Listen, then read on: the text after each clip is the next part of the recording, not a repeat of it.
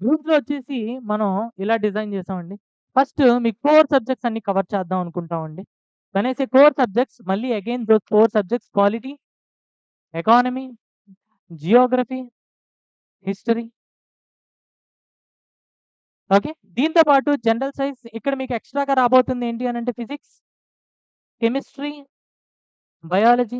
Once ఈ 3 చెప్పిన తర్వాత ఈ స్పెషలైజ్డ్ సబ్జెక్ట్స్ ఉన్నాయి కదండీ! ఇందులోనే మనం సైన్స్ అండ్ టెక్ కూడా కంప్లీట్ చేస్తామండి.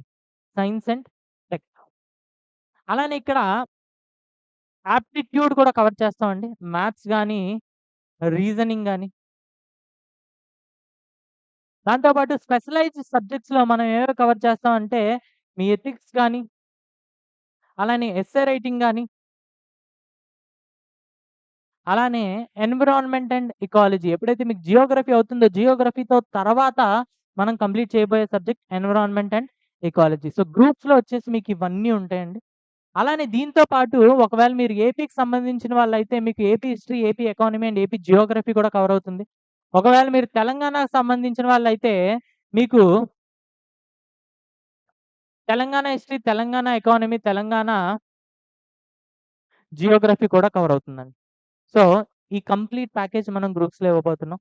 అయితే ఒకసారి మన ఫీస్ స్ట్రక్చర్ కూడా చూద్దాం. ఎందుకు అనంటే ఎండ్ ఆఫ్ ది డే ఇది తెలుసుకోవడం కూడా చాలా ఇంపార్టెంట్.